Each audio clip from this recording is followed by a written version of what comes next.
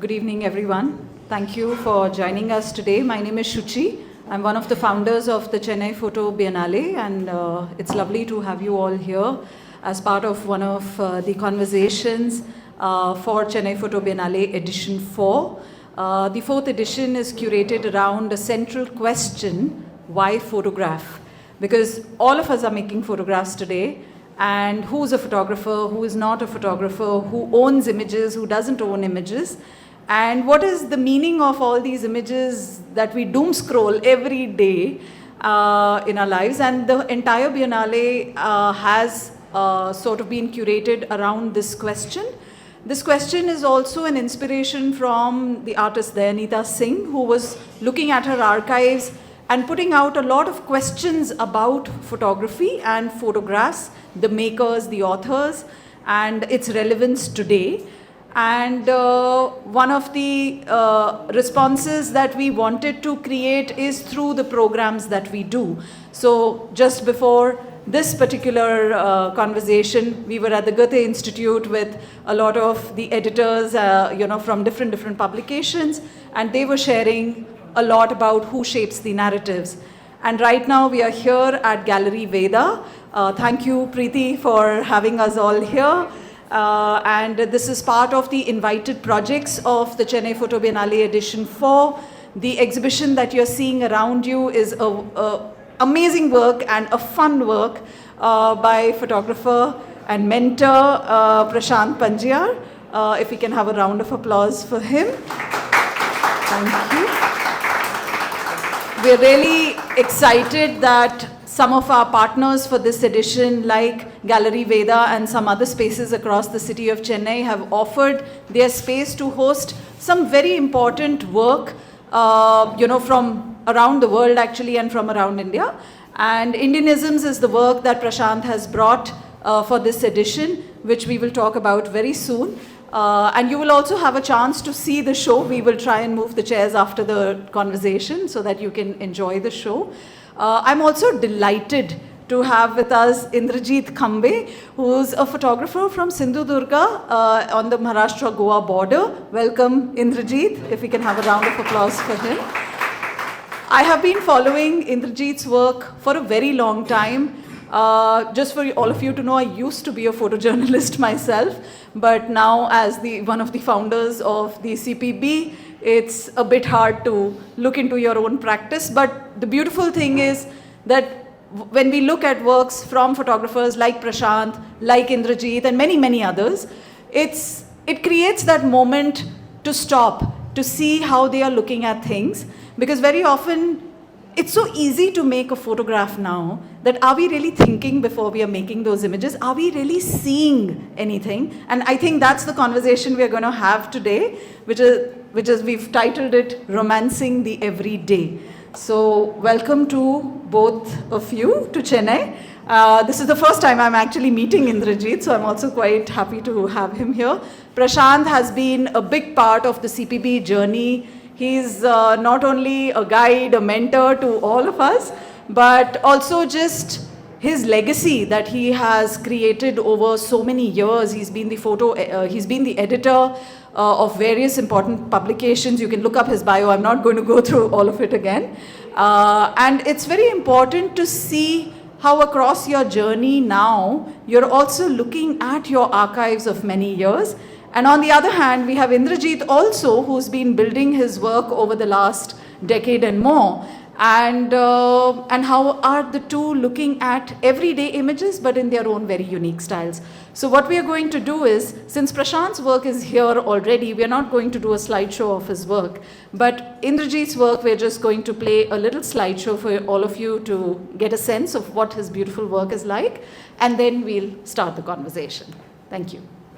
So, my name is Indrajit Khambe and I'm a photographer based in a town named Kankavli, which is located in Sindhudurg district of Maharashtra. So before showing work, I would like to share my journey in a short note. So I started photography in 2012 at the age of 32-33. But first time when as I remember, first time when I realized that I want to become an artist or I want to go in the field of any art, that was when I was 12, 13 years of old. But that time, both the parents were from agriculture background, and there was no any kind of resource for me to just look after this as a career, and there was no any guidance. So I graduated in 2001, and then I accidentally came into my computer repairing business. And then I started running my small shop from my home. And parallelly, I joined one theatre group in my town because even if I'm earning money, I wanted to. I never wanted to give up dream on field of art. So I joined one small theatre group in my town. But after practicing theatre for almost 10 years, I realized that this is not my medium. Because when I was a child, I used to paint a lot, and I need some kind of medium where I can work on my own without any support of a group like I used to do in a theatre. And I enjoy my own company, and I should look for some different medium. So then this thought of photography came into my mind. That time in 2012, I never seen anybody's work. I never got inspired by anybody's work because in a town like Kankavli, there was no chance to see what happening in the field of photography throughout the world. But I like the idea that if I have a camera, then I just can pick the camera and I can roam around on my own, and I can just take pictures.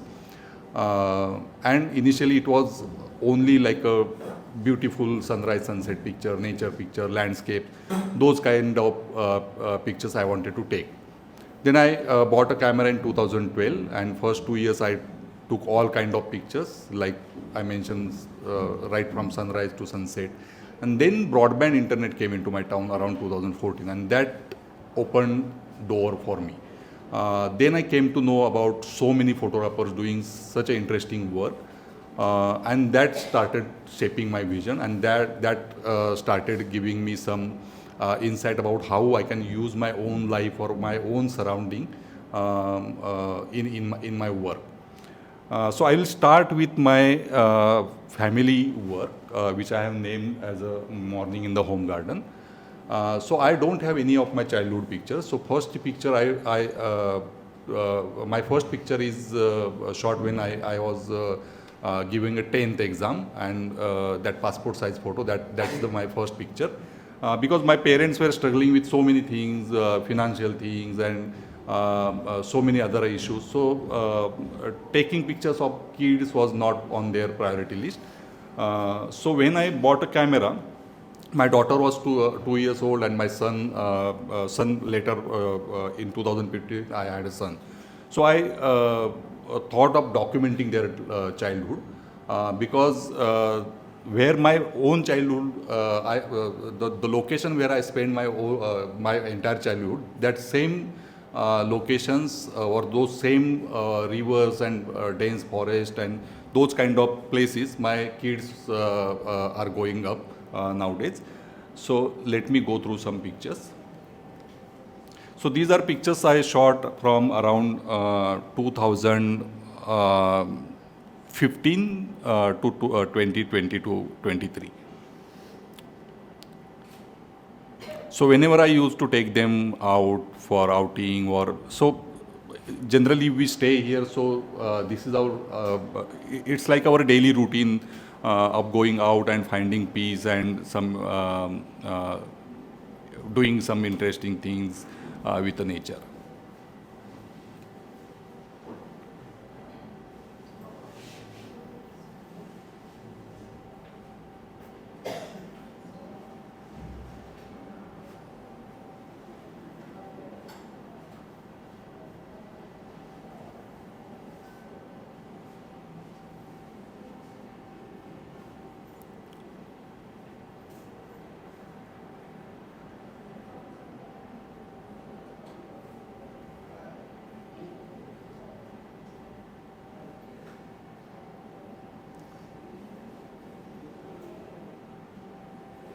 So all these pictures I shot inside home, around the home. Whenever I get a chance to spend time with them, I just keep documenting them. And all these pictures I shot on an iPhone because kids are so quick. So instead of shooting on a camera, I always felt that iPhone is a more convenient tool to shoot these kind of pictures. Then I started finding stories around my village or around my town because I'm not in a professional photography, or I wasn't in a professional photography during those days. But somehow I wanted to make it happen, and and I had little money to spend on a travel or those kind of things. But still, I wanted to do it, so I started finding or searching for these stories around my town. So this is Harnai village near Dapoli. So I am documenting these fishing villages since last 7-8 years, and I almost visited 7-8 different fishing villages on a Maharashtra coastal line.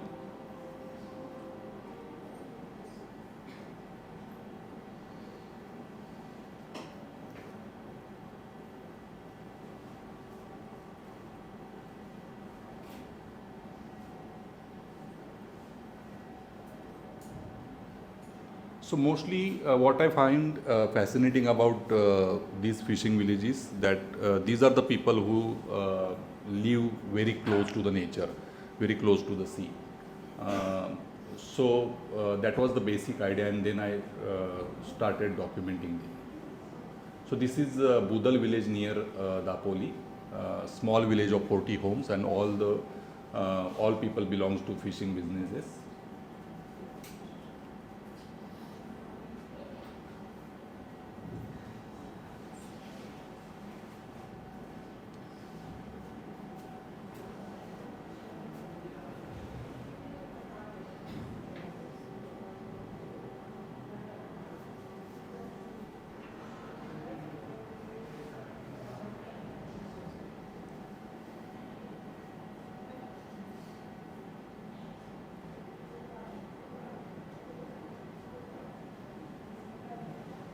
So this is very fascinating village.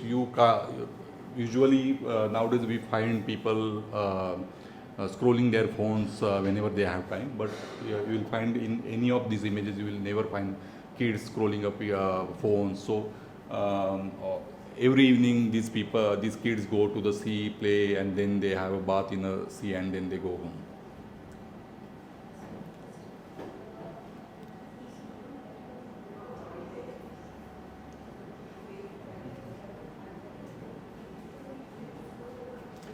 Then Dashavatar. So this is one of the folk theatre form from my Sindhudurg, and I have very fond memories of Dashavatar and watching Dashavatar plays during my childhood.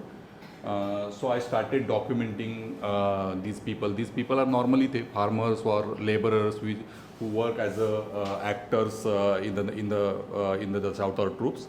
And these plays normally starts after midnight, around 1 a.m. and then they goes on till early morning, till the sunrise.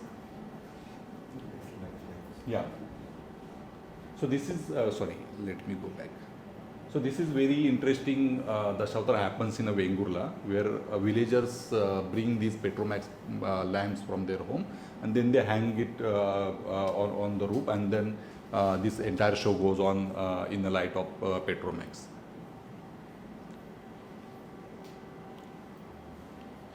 This is one of the legendary actor of the Dashavatar theatre, Om Prakash Chavan.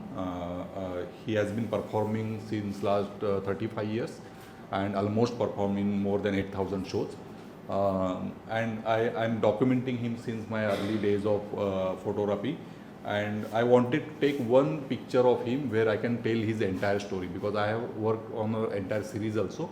And then few years back, I shot this picture where I can show him in both the forms, in a male form and a female form. So in Dashavatar, normally men perform the woman characters.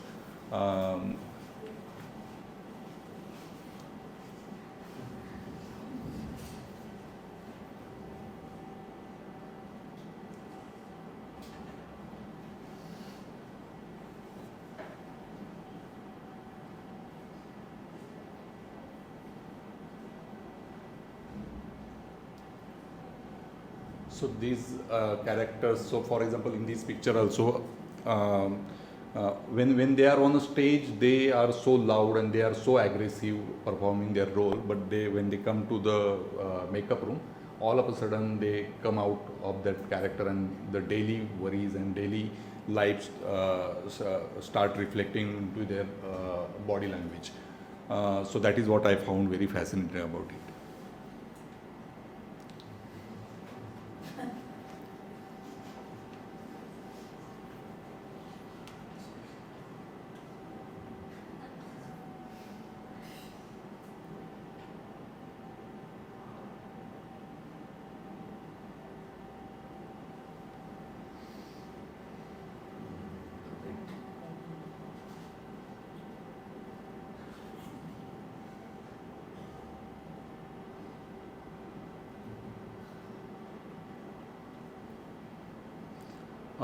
And last one, farmers of Sindhudurg. So I'm very deeply connected with the farming or agriculture because as a child I used to spend my entire holidays into the farms when I used to go back to my native place in Satara.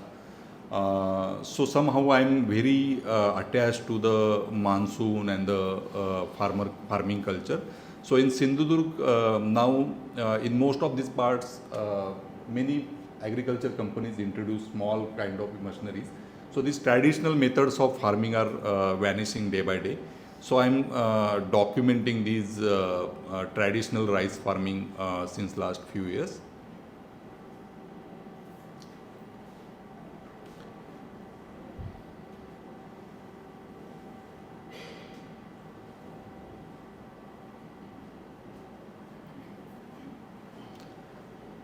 And this again, this interesting thing where these farmers use old saris to make up fences or compounds to their vegetables, which I really found very interesting because this sari belongs to their mothers, grandmothers, and there is some kind of emotional connect to these saris. So, basically the purpose of this using these vibrant colors because they want to keep their veggies safe from wild animals like bisons and wild pigs. So these animals easily get distracted by vibrant red colors or vibrant colors. But apart from that, how the way they organize these saris and the way that entire thing adds so much beauty to the entire landscape, that is what I found very fascinating.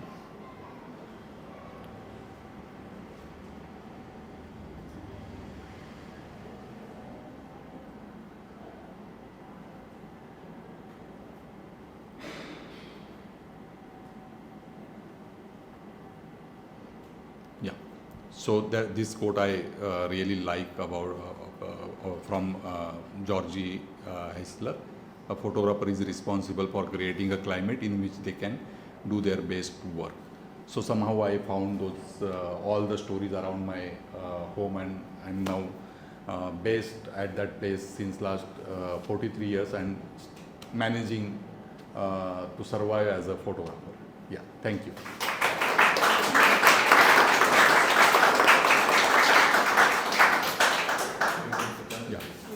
Thank you for that, Indrajit. I hope all of you have now gotten a sense of how Indrajit looks at life around him. And he's not going far and wide looking for an exotic image. He's very content being where he is and really documenting the everydayness of a place where he belongs. And I think that's something beautiful because earlier back in the day, at some point, we were all looking for that big story and looking to travel and, go and document. And as a documentary photographer, you have decided to just stay. Correct. Just stay and, use your surroundings to find the beauty in what it offers you. So, a pretty classic question, I would say, just to begin this conversation.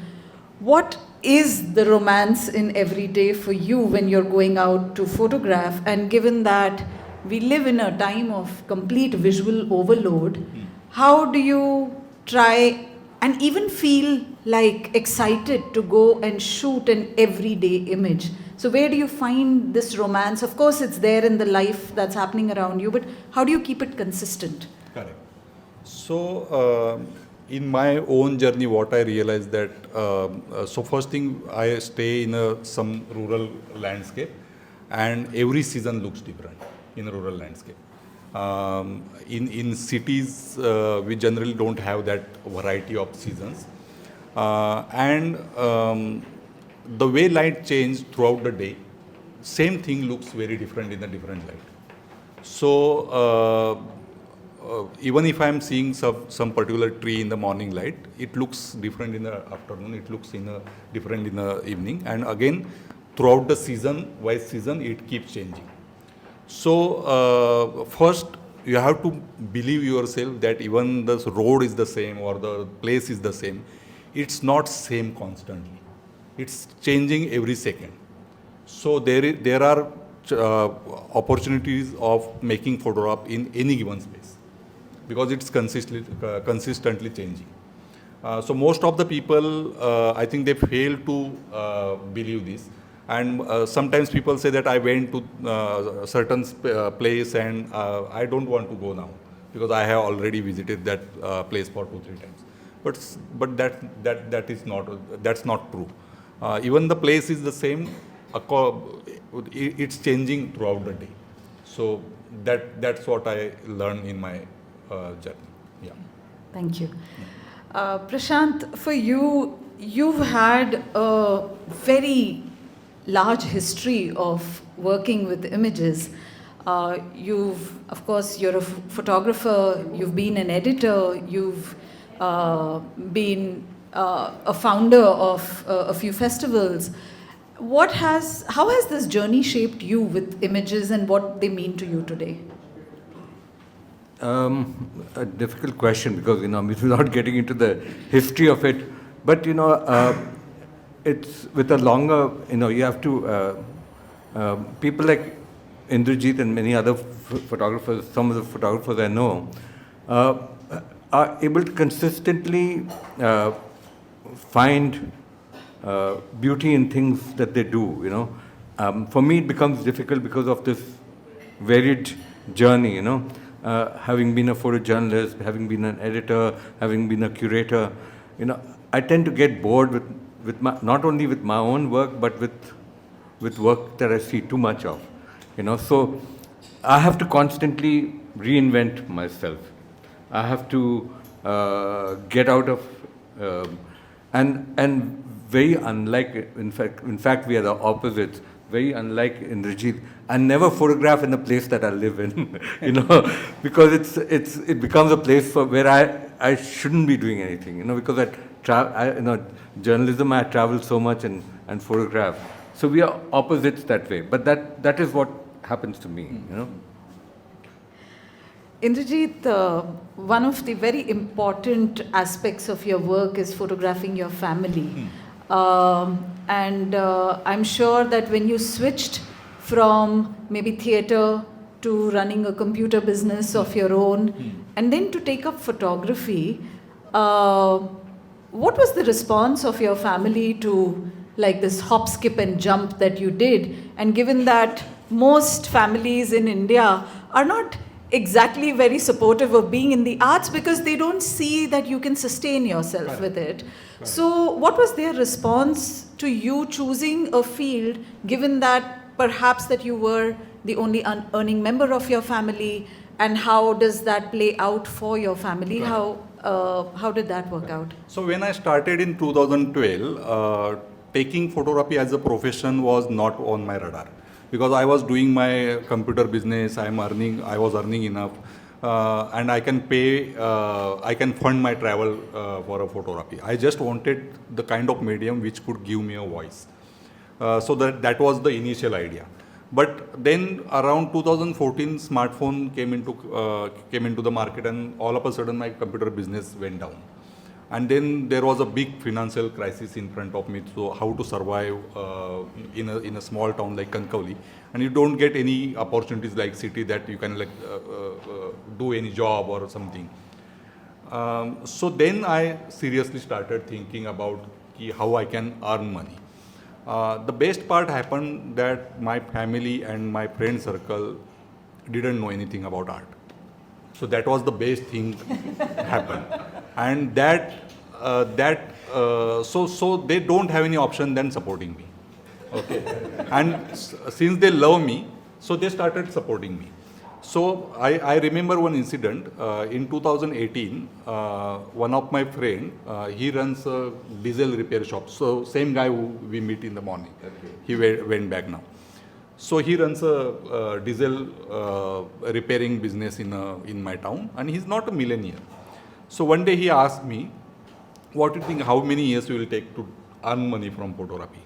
So I said, "I have no idea, but if I give my full 100% dedicated time, then I think I will start earning in next 3 years."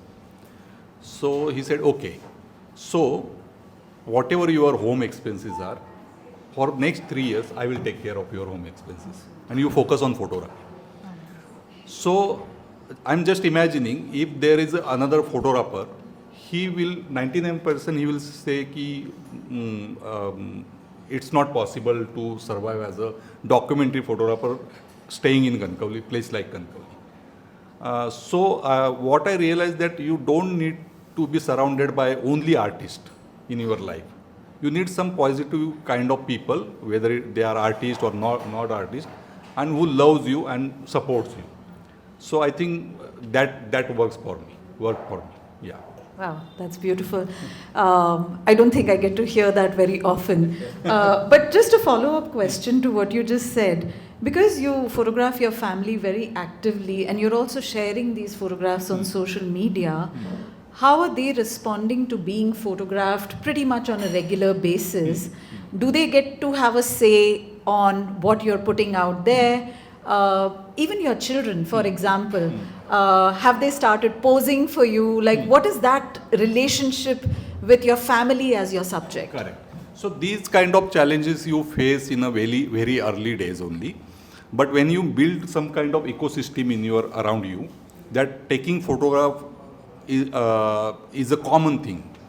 If your father is with a camera 24/7 roaming around, then automatically after a few days they just accept that, and when they see their pictures 10 years, which I have taken 10 years back, they understand the value of the pictures. So now they started loving it. They go to internet, they see my interviews, so somehow they started appreciating it. Yeah. Okay, lovely. Prashant, to you, you mentioned yesterday when you were doing the walkthrough that as a photojournalist, one can't keep oneself from commenting on what's happening around us, you know, whether that's in an everyday life setting, whether it's around politics, news, whatever it is. While this work of yours, Indianisms, has a very tongue-in-cheek approach, it's colorful, it's funny, all of that, is there an underlying political comment that you're trying to make on where we are at today? Well, you know, a lot of the pictures about irony and about, you know, the kind of irony and idiosyncrasy that you find in Indian life. So it's not necessarily political comment, but like satire or like tongue-in-cheek. Tongue-in-cheek immediately implies that you're saying something, but you're trying to say it in a manner that is slightly, there is comment involved in it. So many of the images here have underlying things to it. But, you know, like I said yesterday also, and which I would say again, that it should be open to interpretation by the viewer rather than my saying it. It's like comedy can be funny, and there's dark comedy also, okay? And satire, like political cartoons, are cartoons and they're funny, but they're also political comment, you know? And so I think hopefully there is a little bit of that in these pictures, because that's the way that I've been trained as a photographer, and I've always had my natural instinct is to be able to the very question that the Biennale asks, I mean, I've been asking myself for the last 20 years, why am I doing this? You know, why photograph, or why am I doing this? And I keep on asking this question, and that's the way it is. But there, you know, Indrajit and I have, both are photograph in this work and the work that he's doing. We are photographing everyday life and everyday things that happen. But there's quite a difference, you know. Indrajit is able to take the everyday life and elevate it to a platform of great beauty, which makes you respect and admire that everyday life and value it to an extent. I'm looking at something which is off, something that is odd, you know. So that's one difference. But, you know, I'm happy to also say one thing that, you know, I started photography in 77, okay, so many years before him. But same trajectory. I was actually headed to Delhi to join Habib Tanveer in theatre and got diverted to some working on a research project on the Naxalite movement and then in journalism and stuff like that. And I also had no support. I mean, I was doing photography when nobody was, I mean, photojournalism was an unknown thing. My parents also supported me, and I joined India Today. And many years later, when India Today Hindi came out for the first time, and I gave the first copy to my mother, she said, "Now I know what the hell you're doing. You do." You know. Before that, she didn't know. I would like to add. Yes, please. Yeah. So there is one picture where there is a tea stall, and then Taj Mahal poster is pasted on the tea stall. So Prashant shot that picture in my town when while he visited my home in 2018, and every day I was used to pass from that tea stall 2 times in a day, but I never found that fascinating. Okay, and when I saw it as a picture, then I was like literally blown away. Yeah, how amazing this is. So this is how, even if you are shooting in the same town, same space, you you have your own unique vision to see things. So I never found these kind of pictures very fascinating. But when I see as a picture, I admire them. But when I work as a photographer, I never see world like this, like Prashant sees. Yeah. Thanks. I was just about to bring up that point that you had also mentioned to me. So when you look at Prashant's work, what does it make you feel? Because when he's looking at like this very example that this is something that was there in your own town, you were crossing it every day, and yet maybe that's not something that caught your eye. But when you look at his style of going around places, capturing the street or the everyday image, what kind of thought process does it bring to you? So there are very rare photographers who use street photography aesthetic with a socio-political context. Many street photographers only focus on layers or juxtapositions, but there is no socio-political content. So that is what I found very interesting about this picture. So being a photojournalist and having his own opinion about society and politics and socio-politics, that entire thing reflects in his picture. And there is a great humor and black humor, like he said. Those things I can say about Prashant's work. Yeah. Prashant, I want to come back to one of your images, which, maybe afterwards all of you can also see it. Like yesterday we were talking about one house in Tiruvannamalai that you have photographed. It's very colorful. It's got a lot of patterns as well. And of course, Tamil Nadu has a lot of this kind of color palette, this specific architecture that draws you to perhaps taking a photograph. But there's a story behind it. So do you want to just maybe share what that story is? And also then, is each of the image that is part of this exhibition, do they all come with their background stories? Is that what you're looking for? Well, not all the images, but yeah, in that particular, quite a few of them have some backstory. But the picture that you're talking about, all throughout South India actually, Tamil Nadu definitely, but Kerala also, you find homes that are very, very striking colors. And that's kind of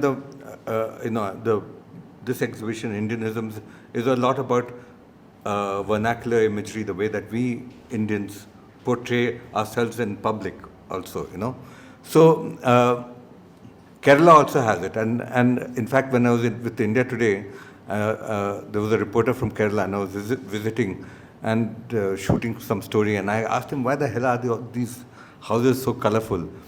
And he had one of those, many journalists are cynics, So he had this deadpan expression and says, to keep mosquitoes away. Yeah, but of course it's not, I don't know, I don't think that's true. But this particular picture that you see in this exhibition that Shuchi is talking about is from Thiruvannamalai. And I shot the picture because it looks beautiful, it's interesting, but then I asked people, why are the houses like this color? And most people couldn't tell me till there was some professor or someone like that who said, we talked about how in earlier times, all the lower caste or Dalit houses would be very drab and plain, whereas the temples would have, especially in Tamil Nadu, would have those layers and layers of colors. So as the aspirations grew, and as a little bit of wealth came in and they started building modern houses, they wanted to emulate the temple colors and kind of elevate their own positions in society by that. So I think that may be a logical explanation of it. I don't know if it's a true explanation, but I found that fascinating, and that is also, in a way, helped me, decide that I should have this picture in the exhibition. Thank you. I'd also like to come to a point that you made, that a lot of photographers who are shooting street, suddenly there's a certain kind of style, like the layering especially, like you almost find that people are emulating some other photographers, and then it almost seems like there is a definition to what a street image needs to be like.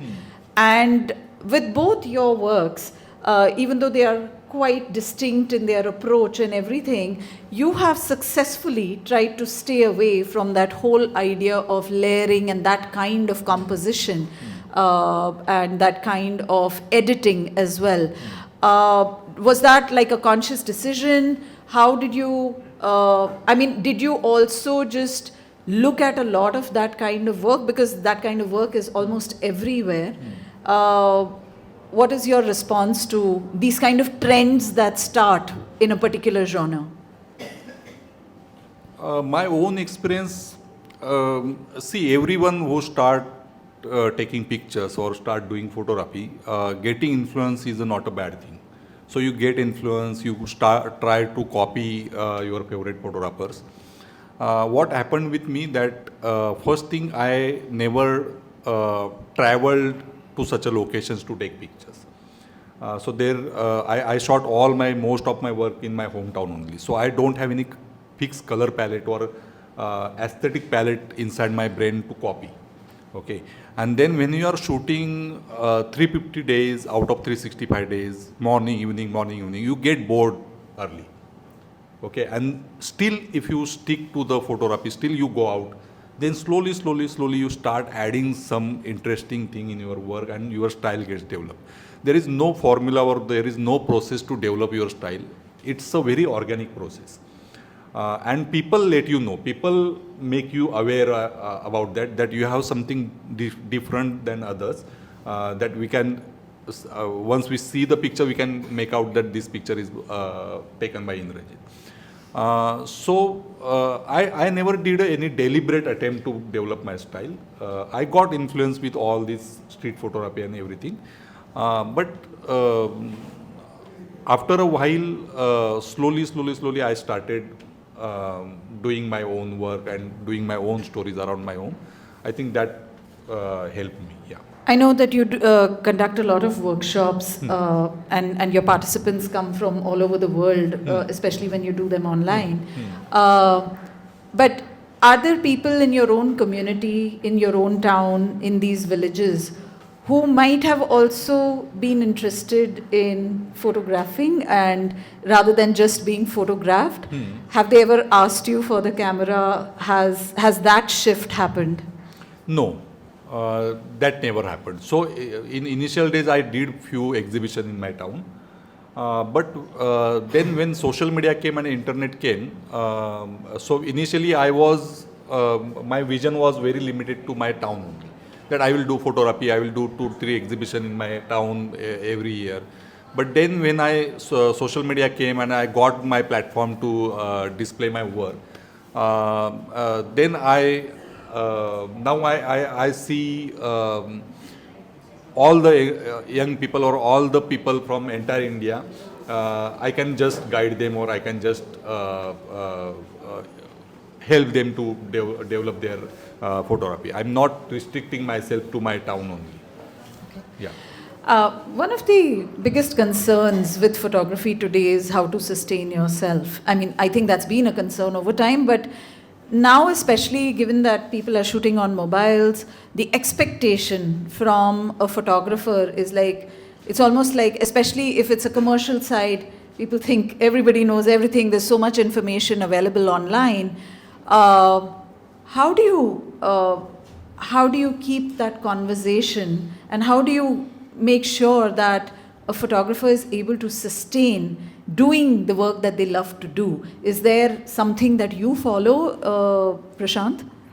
Well, I mean, not particularly that way in terms of a strategy, but I know that at least I feel that if one is committed to what you're doing, and committed in a way that, irrespective of what tools you're using, mind you, I mean, most of his photography is done on a iPhone 8, not even a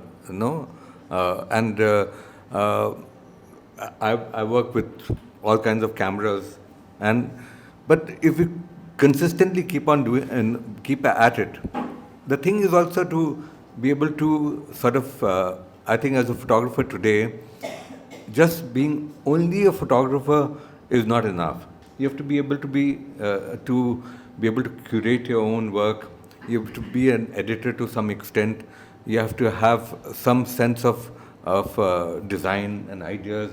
So a bit more of a package of understanding than just photography is important. Like Indrajit now is able to finance his photography through all the teaching that he does, and there's a lot of it that he does. And teaching is one of the great things. People want. There are people who, someone like me, I'm able to switch from curating to curating exhibitions to running a festival and doing photography, editing a book, all that, and I'm able to sustain myself with that. That's just it. You have to be able to do at least one other thing to do along with it to be able to carry on. Did you want to add? Yeah. So when I did a theater for 10 years, one thing I realized that sustaining as an artist was in any art form, not only photography, it's not easy thing. Okay. So if you make your career as a doctor, you have to spend 10-12 years in education, and then you are getting your practice right. So similarly in art field, whether it is photography or any other field, you have to give that much time. So when I bought camera in 2012, I did one promise with myself that till 2022, I'm not going to give up.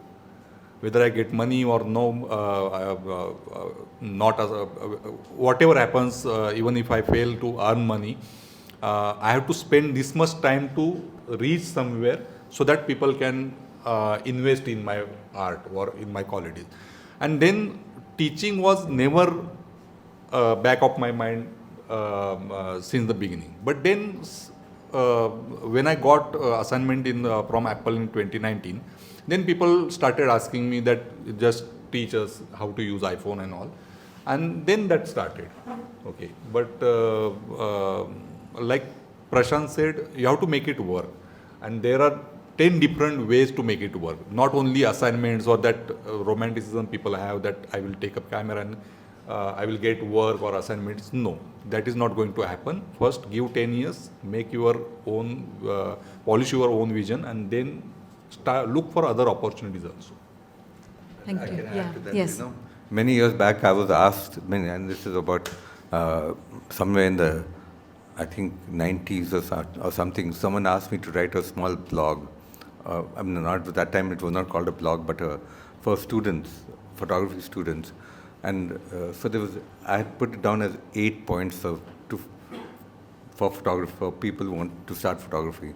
And the first, one of the third thing was that don't take up photography unless you're passionate about it. There's no point, because you're bound to have a rough time. You're bound to fail to some extent. So if you're not passionate, you're not going to be able to sustain it. That's bottom line. Yeah. Thank you. I'm going to open it up for any of you because I think we've had these conversations quite a few times. And I'm just also wondering if any of you have any thoughts or comments that you'd like to share. Why it is necessary taking an iPhone? What is that? Already we are having in the normal mobile phone itself having nice cameras. What is that? Samsung M12 or what is that? Oppo or Vivo. Why it is? What is that? In iPhone? Why it is? The question what I'm asking. Yeah. I would like to answer. See, it's not about iPhone. It's about how deeply you understand your tool. So, for example, before iPhone, I had one phone of Redmi company, which I bought it for 5,500 rupees in 2016. And that time I realized that having a camera in your pocket 24/7 is helping me to take up. Sorry. What is that? I understand. So in 2016, I bought a Redmi phone, basic Redmi camera phone, and I started taking picture. And that time I realized that having a camera in your pocket 24/7 helps me a lot to observe things. And I documented my family and with that phone for 1 year. And in 2022, I got exhibited in Germany with those pictures, which were taken on a Redmi phone. But then gradually I got an iPhone and then I started taking color pictures. So it's not about iPhone or other brands. It's important how to understand how to use that particular tool. Whether it is aim and shoot camera or iPhone or mobile phone or DSLR. So aesthetic is never change. Okay. So simply you are saying that it's not a camera, it's not a photo. Whether you're saying that how we are taking the picture. Yeah. Exactly. Yeah. Exactly. Yeah. That's it. Yeah. That's all. Yeah. That's all. Yeah. Okay. Yeah. Thank you, Aditya. Yes, Vaishnav. Hi, I have a question for both of you. So you mentioned how Prashant took a picture in your hometown, which you had never thought of taking. So I wondered if both of you could tell me what that really says about the gaze, the insider gaze, the outsider gaze, the rural gaze, the urban gaze. And could you talk a little bit about that, Correct. please? Okay, so first thing is the kind of landscape where I photograph, I used to paint, and I was a very lonely child. I didn't had any friends, and I used to just take all that painting material in the bag, and on a bicycle I used to roam and paint. So now, whenever I see kind of things which emotionally connects me, that make me photograph. I don't see the way Prashant sees. I don't see those socio-political. My work is totally selfish. It doesn't have any socio-political meaning. Okay. So even if I'm capturing any person in particular frame, I'm capturing it because I found something interesting about it. I'd never find these kind of metaphors in my work.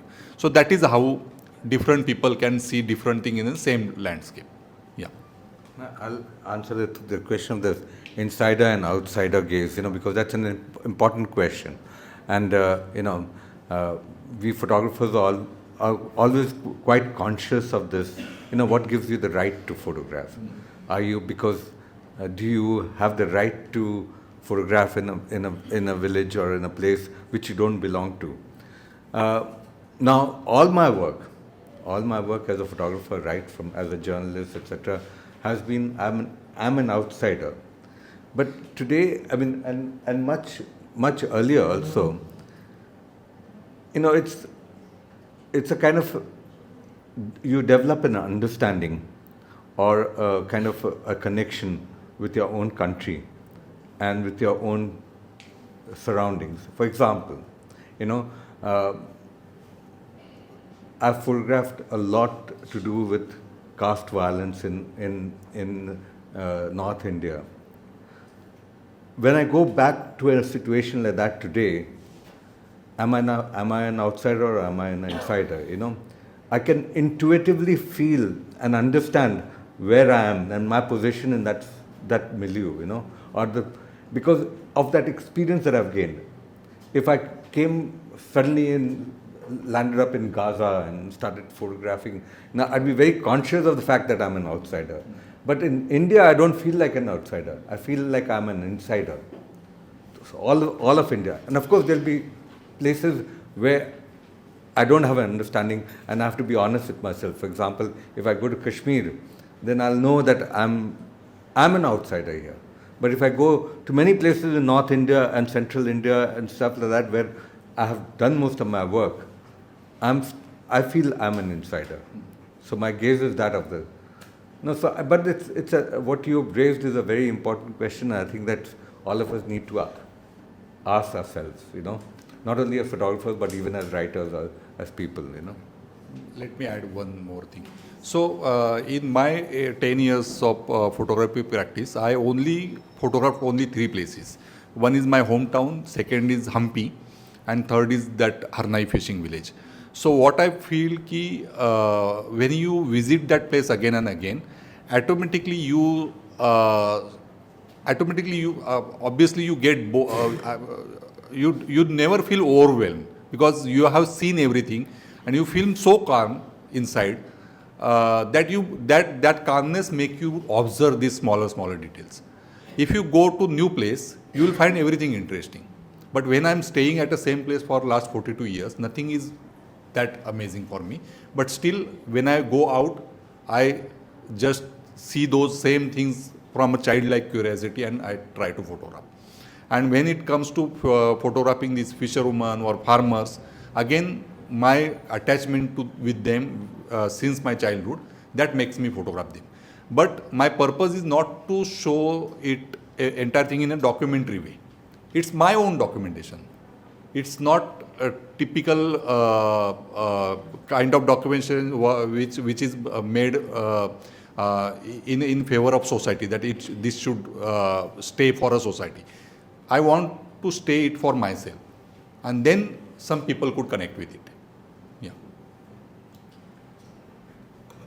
Anyone else? Yes. So hi, my name is Ranjit, and yeah, we met before. So I have sort of like 2 sets of questions. One is, what would you say as your biggest challenge when you step out and when you're trying to take pictures? That is one. Well, I've got 3 sets of questions. So number 2 is, so when you go and take pictures, like be it in photojournalism or like street photography, like how do you make sure that you being discreet so that you don't like give too much, or like you don't get too much attention from the people? And third question is, like, you have known each other for a while, or like for a few years, and you have witnessed how you guys work. And if it was all like one thing that you have learned from each other, what it is? Yeah. That's a nice one. Let's Well, I have to remember all the 3 questions. But Well, I can say it again. But the second question, what was that? So how to be discreet? Like How to be discreet. I'm not discreet. I've decided very long ago that when I photograph, I'm going to make myself shown to people, because I don't believe in the idea of. I like the candid, But I want the candid to happen because they're comfortable with me photographing rather than me hiding and taking a picture. I think photography is transactional. It's a kind of a negotiation. It should be a negotiation. Even in the street, I'll show myself. I have my camera. I'm there. I need in body language or in eye contact, I need a consent to be able to photograph. Without that, I don't want to hide and take pictures. So I'm not trying to be discreet, but I'm trying to blend in. I'm trying to make myself familiar and then hope that I'll be able to do something that is real, you know. And the first question, what was it? Yeah, the Biggest challenge. Biggest challenge, you know, and it's true, more so true for this work, is not to be clever. Okay. That's my biggest challenge, not to be clever. Because photography is something that is so easy to be clever, you know, to have, you know, one hand here and somebody else jumping over that and creating a dramatic image. It's become very easy. And when I was editing this, I had to take out all the pictures where I had been clever and made something funny or quirky out of it had to be, the quirkiness had to be intrinsic to that. So I find that the biggest challenge. How am I going to sort of remove myself so that who I'm photographing or what I'm photographing, that and the viewer between them, I'm not there anymore, in a way, you know. That's the biggest challenge. And as far as what I've learned from Indrajit's work is just this very something that is very essential to my own work and other work as a journalist. But the way that Indrajit can give respect and dignity to people in everyday situation by elevating them from what you would consider to be everyday to this level of extreme beauty and admiration is something that I'd like to emulate sometime also. Lovely. So biggest challenge, I think, simplicity, coming back to simplicity is the biggest challenge. Because nowadays you have so many sources of information and so many visual references. So obviously you get driven by those references, you try everything, you get good at it, and then unlearning everything and just coming back to basics is the biggest challenge. Those who manage to do that, they find something interesting into their work. Because see, even if, so for example, my work, I haven't invented that style. It's something, I have borrowed some from Raghurai, I have borrowed from some other photographers, I have borrowed from some American, European Western photographers. So all those influences, with all those influences, I'm just cooking my special khichdi. Okay, it's not original, nothing. Okay, but again, like I said, you have to unlearn and start from the basics. So simplicity is the most challenging thing to pursue in any art form, and simplicity is the most complicated thing. Okay, so that is basic thing. And again, like Prashant said, you can communicate with your body language. When I walk on the streets or when I photograph these people, I never rush to photograph them. Even if I'm missing the movement, it's okay. I'm not bothered about it. So whenever I see something happening or some interesting frame is in any corner of the place, I never run with my camera. I slowly walk. In that 20-30 seconds, if that scene disappears, I don't care. But I never go with the camera and just attack them. So I go there, I stand there, I make them assure about my presence. And that presence, that assurance reflects into your images. Yeah. What have you learned from it? Yeah, of course. So again, so basically I learned that main thing I learned about from Prashant is the curation.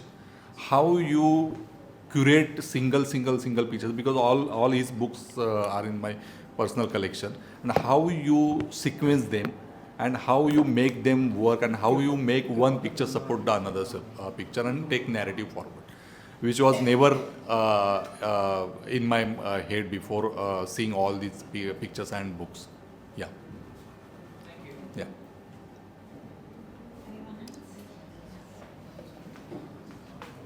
Hello, sir. Hi. Hello, sir. I'm Mahjabeen. Sir, so you photograph your children, right? So even I started documenting my children at home during the COVID time. But as I started documenting, I felt that I was not in the moment with them as a parent. I had to like distance myself and shoot. So how do you choose between being there as a parent and as a photographer? Okay. So first thing, don't shoot like a photographer. Shoot like a mother. Okay. When you think like a mother, you notice different things. Most of the photographer parents, they just want to shoot the happy moments. Okay. But there are so many ordinary things. There are so many sad moments. There are so many mundane moments which are worth photographing. But those you will notice only when you start thinking like a mother, not like a photographer. So just forget about photography and think as a mother, what kind of memories are precious for you. And then you start looking for different things. That is what I realize. Yeah. Thank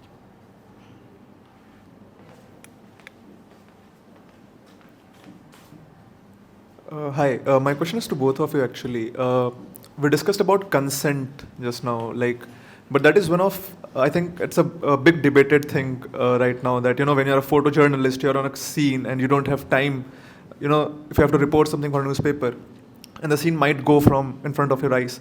So how do you manage to take consent in such cases is the first thing. And second thing is in such cases, you may perceive the situation as something different from what it actually is. Because recently in Bangalore, my friends were pictured and they were framed as something else than the situation was. So how does it impact the entire idea of photojournalism in general? Well, there are certain rules, okay, and I think good journalists also will tell you that. But think about it this way, that one is that in general the rule is that in the public space you do not require consent. It's not true of Europe, but it's true of most of the other countries, excepting from maybe France or some other places, where even in the public space, you photograph somebody, and then you need a consent from them.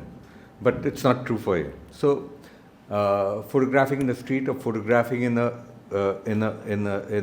situation where a rally or something you're allowed to do it. Okay. No, but then what happens? For example, a tragedy has taken place. Okay. Someone has died, and you're actually at their home, and you're photographing the grieving family. Now that's a private space, and it's a private moment. It may have national importance or big social importance, but it's also a private moment.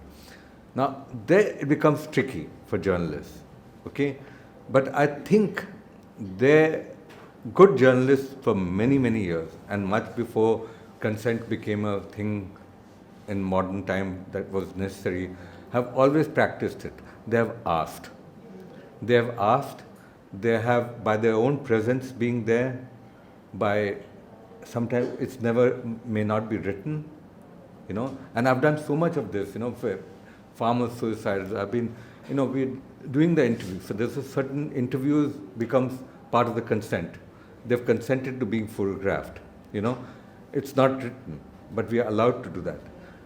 But that implies also a huge amount of responsibility upon yourself as a journalist or as a photographer of what you're doing, and that's how it is. I mean, I do a lot of work. I have done a lot of work with non-profits. Their written consent, because their lawyers get involved, and written consent becomes a thing that is required.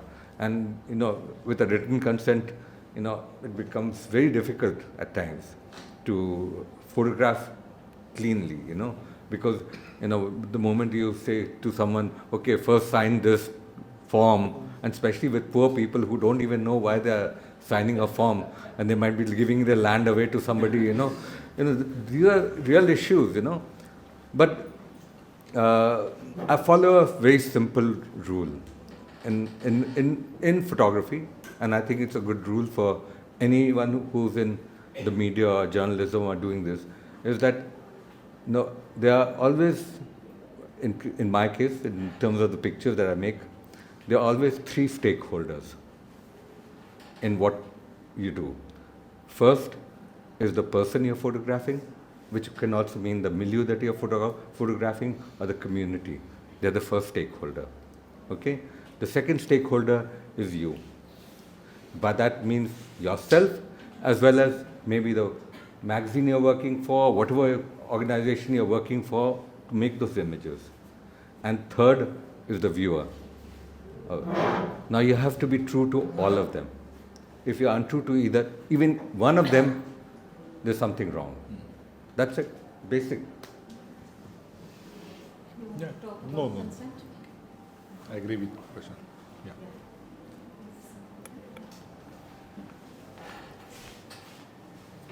Yeah, hi. I just want to know if this crow is AI or original. And I have another question. How much of AI should be included in the photography in this current trend? Depends upon what kind of photography you're doing. I think, you better ask the crow. Yeah. No, it's not AI, but anyway. But AI is something that is there. It's here, okay? And it depends upon what you're using that work for. If, as a journalist, I would not use AI in photography to create images, because journalism has, we just did a talk where I mentioned this, photojournalism or press photography is always about photographing things as they are. But there's a lot of other work, conceptual work that artists are doing, which have AI images. In fact, I went and saw one of the Chennai Photo Biennale exhibitions on women photographing, and there is a whole series of AI images, conceptual work, which is fascinating. So that's something that depends upon the usage or where you're using it. That's all.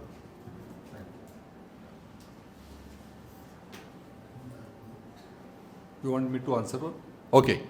My opinion, again, I agree with Prashant. And when Photoshop came, people was similar scenario, like people were so worried about Photoshop and all. But if you see that Photoshop had its own journey and photography is still there.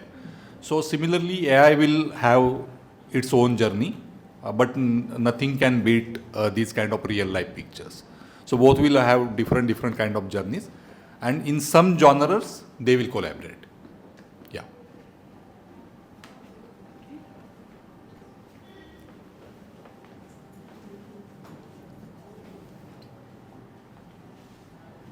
Maybe, do you ever print your images? I'm sure, Prashant, you've done a lot of that. But in today's times where we are just shooting and storing and shooting and storing, and half the times, like even on Instagram, there's so many posts or images that you just save, and then, like, do you ever revisit? Do you print your images? How important is it to print your images and see what your work is actually looking like versus just viewing it on screen? I do print regularly. I do print And why regularly. do you find that important? Because seeing a picture on a electronic screen and seeing picture on a paper, both are different impacts. So when you enlarge the picture and print them, you start noticing those smaller details in the picture, which is really fascinating, and you see your own picture with a very different kind of emotion. So I do print. And is there a book in the making with all your work, or is that something you would like to consider? There are 4 or 5 different body of works which I have sufficient images to make a book. But again, what happens that, so for example, in 2018, I went with some few prints of Hampi pictures to Prashant, and I wanted to make book that time. After that, I made 20 visits to Hampi, but I'm still not happy with the entire edit. So making book will, I will do that in the future, but right now I'm more focused on just going out and building my archive every day. Yeah. I mean, just a follow-up question. There's also like a lot of photographers now who are trying to make their work into books. And one of the questions that sometimes emerges is, is all work kind of meant to be in a book? Because there is certain kind of work that perhaps does not fit a particular form. So how do we decide on what kind of work might fit what kind of form? Well, it depends on what the book is for. And you can make a book for yourself, and why not? I mean, people should have the freedom for that. I mean, like, if I were photographing my family and I made a book of those pictures and gave it to my family members, it's completely valid. So that's not really I mean, I suppose you're asking whether, you should go publish a book that will go out to the masses, and I think that for that one should be careful. I think people like Indrajit and all have this thing of also waiting till they feel that they have enough. I usually take 10 to 20 years before I finish a work when I feel it's ready for to publish. But it's important. I think it is important to, one, print your pictures, because there's just too much of, this what Shuchi was talking about. You're shooting so much all the time in digital and never seeing. I mean, I think out of all the pictures that are shot in the world, I think must be 1/1,000,000th of it is actually printed. And I think it's important for people who want to do photography, somewhat seriously, even if it is not professionally, but somewhat seriously, to print your pictures, even small prints, even cheap prints, to look at it and to understand what's going on. And as far as books is concerned, I think it's a medium that is accessible, and now with self-publishing, with technology being available. Earlier, if you had to go and make a book, you would require to go to a publisher, a huge press. But now you can do it almost by yourself in your hand. And I think it's something beautiful to do, just for yourself. So very quickly, since you mentioned about self-publishing, and I wanted to touch upon that because as photographers, yes, we are making many, many images. One part of it is how to edit your own work. A second part is self-publishing. How has the journey been for you? And if you could share a little bit about that. I think self-publishing is the way, really speaking. Because, if we go to a publisher today, what happens is that a publishing house or a publisher has to pay the salaries of so many people, so that what should cost to say 100 rupees to make is going to cost 1,000 rupees, because there's so many overheads. It's possible today to self-publish and therefore to be able to do it cheap. Apart from the fact that, a lot of subjects, publishers just don't want to touch. I mean, until it's what they will feel is commercially viable, they will. I mean, Indianism, I'm sure no publisher will want to touch it. So I did a self-published book. It's 350 copies. I know 350 copies I can finance myself, and I can sell it enough to recover my money. And that's it. I'm happy with that. So I think that's a way to go. For the future, that's really a way to go. So waiting in Insta times, this is the take back from today's conversation. Do not rush. Make your images, but do not rush into perhaps putting them out there. Any last words before we end the conversation today? Anything that you want to leave everybody with? Anything else you would like to say? From my journey, I would like to say that just keep doing it. If you want to make it happen, there are 10 different ways to make it happen. But if you are confused whether should I take photography or should I not take photography, then today you will feel like taking photography, tomorrow you will feel like not taking photography. So once make your mind that yes, I want to become a photographer, and then just make a long-term planning.